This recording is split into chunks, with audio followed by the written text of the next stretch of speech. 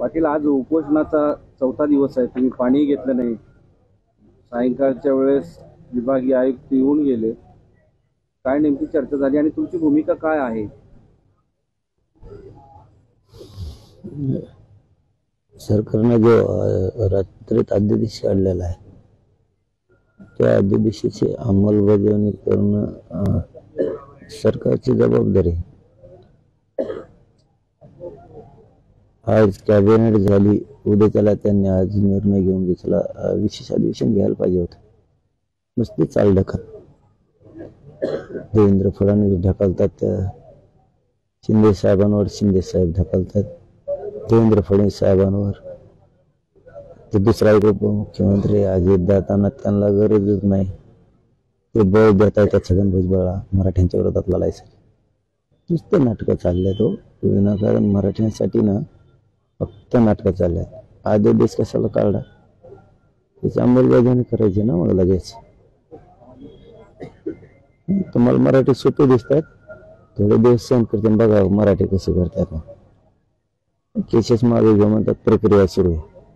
अंतर्वालीसह राज्यातल्या केसेस मागे घ्या सांगितलं, प्रक्रिया सुरू आहे. 50 वर्ष प्रक्रिया करता का? अरे काय भंगार चाळे लावले, काय सरकार आहे तुम्ही, काय नाही. फालतू सारखं वागायला लागलात राव तुम्ही. उद्या त्याला सभा घ्यायला दारात यायचं तुम्हाला मराठ्यांच्या. कशा सभा घेतात तुम्ही, मग ते बी बघतो आम्ही. किती फालतू चाळे, प्रक्रिया सुरू आहे, केस मागे घ्यायची. तुम्ही कितीतरी केसेस रात्रीत मागे घेतला.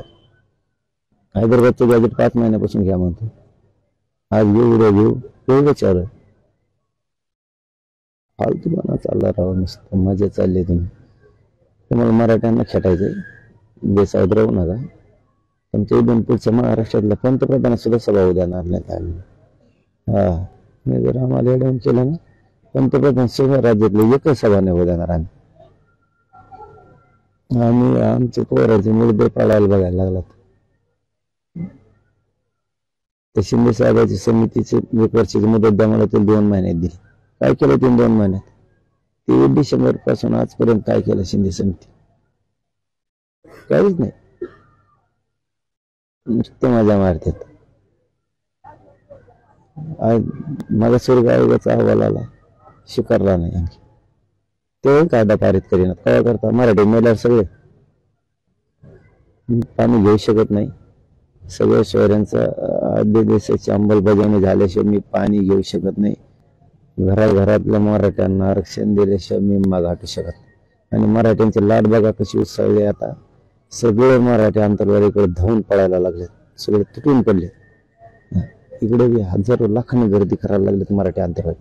सरकारचे का डोळे गेले, अक्कल नाही आणला. लहान नाही काय वागत येत राव. काय शिंदे साहेब तुम्ही फसवणूक करायला लागलात मराठ्यांची. देवेंद्र फडणवीस साहेब तुम्ही बी काय फसवणूक करायला लागला. त्या अजितदादाला वेळच नाही. ते तर त्या भुजबळाची वेळ देते.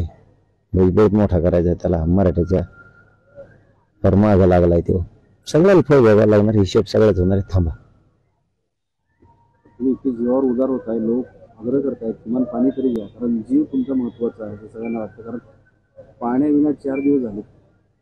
मी नाही घेत मरायला मराठ्यांसाठी. माझ्या मराठ्यांना घराघरातल्या मला आरक्षण द्यायचं, ते दिल्याशिवाय मी नाही हटू शकत. सगळ्या स्वरांच्या कायद्याची अंमलबजावणी लगेच उद्याच करायला पाहिजे यांनी. वेळ कशाला लांब घेता विनाकारण. म्हणजे माणसं उपोषणला आत्ता बसले, 15 तारखेच्या अधिवेशन तुम्ही 20 तारखेला घेणार. किती नालायक म्हणायला लागेल ह्या सरकारला. 15 तारखेच्या अधिवेशन 20 तारखेला घेणार असं विभागी आयुक्त इथे म्हणतो. अरे तुमच्यासारखे